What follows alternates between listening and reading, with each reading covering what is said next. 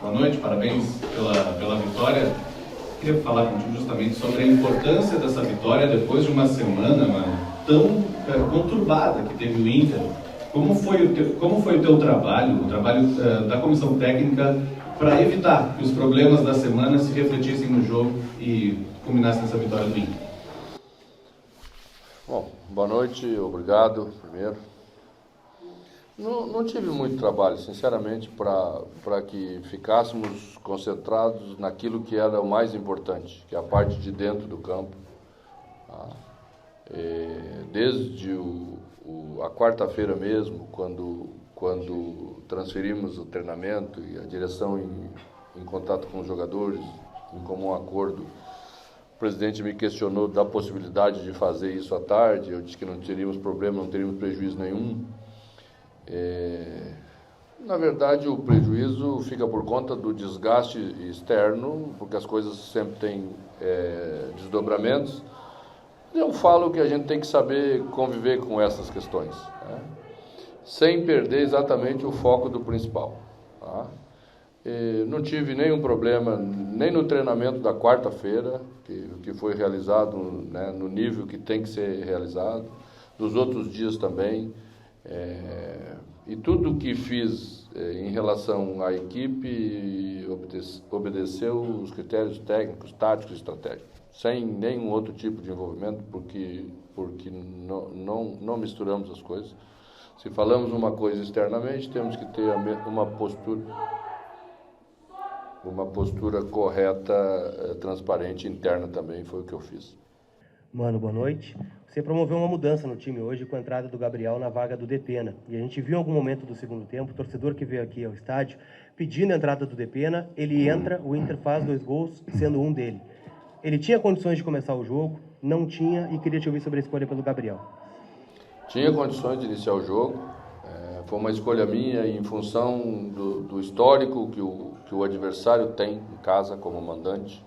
Tem um início sempre muito avassalador, muito forte, e a gente necessitava de um jogador a mais no setor de contenção. Tá? Pena, como você sabe, é um extrema, foi contratado como um extrema. Eu o transformei, ou eu o convidei para ser um médio volante. E fico feliz até que ele tenha esse reconhecimento externo, porque é sinal de que acertamos naquilo que queremos fazer. Mas no Internacional não tem nenhum jogador que não possa ficar no banco, no elenco, e não tem nenhum jogador que não possa jogar. Mano, lá no seu íntimo, depois de quarta-feira, você ficou preocupado que aquele episódio poderia influenciar de forma negativa no primeiro jogo? E o primeiro jogo era esse.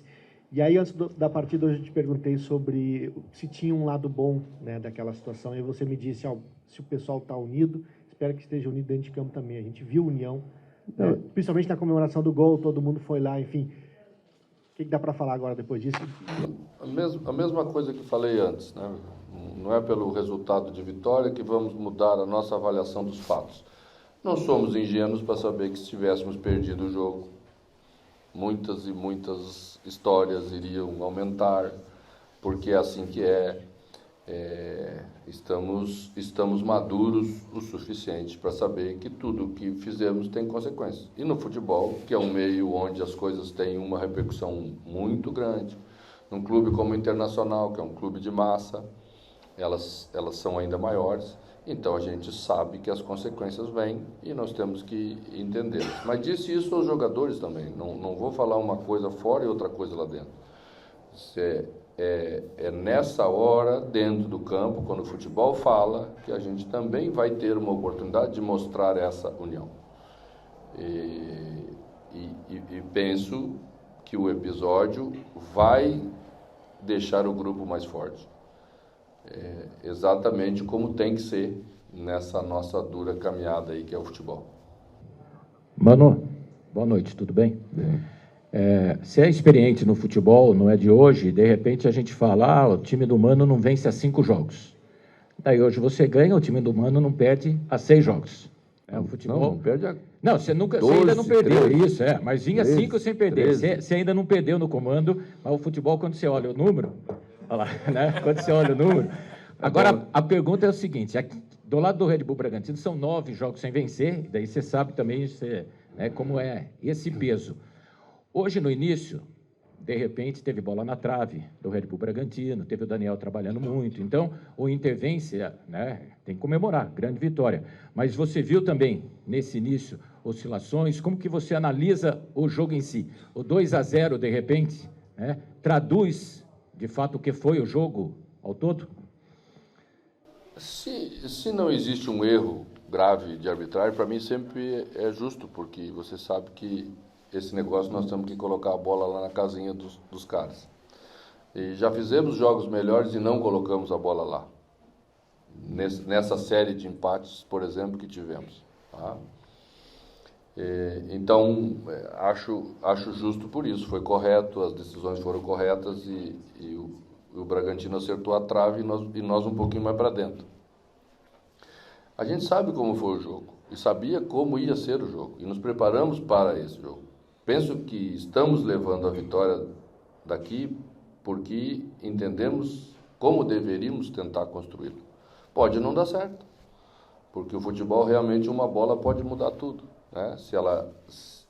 Mas na minha visão de leitura de futebol, penso que o Bragantino só construiu alguma coisa quando a gente errou feio. Porque a equipe esteve muito bem posicionada durante os 90 minutos, saiu muito contente com a resposta que ela deu, não por nada da semana, pelo jogo anterior que nós fizemos contra o Atlético Goianiense, que pela primeira vez na série de jogos que tivemos, a equipe se desorganizou. E esse sempre é o pior caminho para tentar resolver qualquer dificuldade que se tenha. Nós empatamos outros jogos, nós não fizemos gol contra o Avaí, mas a equipe terminou como tinha que terminar, terminou pressionando, terminou organizado. Não foi assim diante do Atlético Goianiense, e aí saímos para iniciar a semana para corrigir isso. E bati muito em cima dessa situação. Não podemos nos desorganizar para tentar resolver os problemas, porque aí vamos piorar e não vamos encontrar soluções. E acho que o grande mérito da equipe hoje foi exatamente esse. Em momento algum se desorganizar para tentar fazer o resultado. Mano, boa noite, Eberson, Rádio 102 FM. Ainda nessa questão de trabalho, do lado do Bragantino são 9 jogos sem vitória e a menor média de idade dentre os clubes do futebol brasileiro. Aqui se fala muito que com essa juventude o lado psicológico tem atrapalhado muito. Por mais que você tenha jogadores extremamente experientes como Edenilson, Alan Patrick, hoje teve uma participação muito importante dos jovens com o Maurício e o Johnny, jogadores na casa de 20 anos. Como é que tem sido o seu trabalho e como é que você procura trabalhar com esses jovens? Bom, eu assisti vários jogos do Bragantino na preparação do nosso jogo para enfrentá-lo. E quase que invariavelmente, mesmo não conseguindo o resultado, o Bragantino fez bons jogos. O último jogo diante do Goiás é um exemplo. Perdeu de 1-0, mas o primeiro tempo era para ter resolvido o jogo. Mas existem momentos que às vezes as coisas parece que não encaixam bem, param de dar certo. E não vejo isso como um problema psicológico. Não podemos levar tudo, sempre que acontece alguma coisa, o psicológico. É jogo, é futebol. Existem momentos em que a confiança está mais alta, porque os resultados estão vindo e tudo fica mais fácil. E existem outros momentos que parece que ela bate no poste mais vezes, parece que escapa aquele gol que antes a gente fazia com mais facilidade e não faz. Então, aumenta a pressão. E sempre se estabelece um momento mais difícil. Mas eu não tenho dúvida que o Bragantino vai recuperar, porque é uma equipe muito qualificada, tem um trabalho muito bem feito pelo seu treinador, não é à toa que está aí há bastante tempo. Vai ser pressionado como todos nós somos quando o resultado não vem, né? Mas já tem experiência e tem conhecimento para resolver as questões do Bragantino.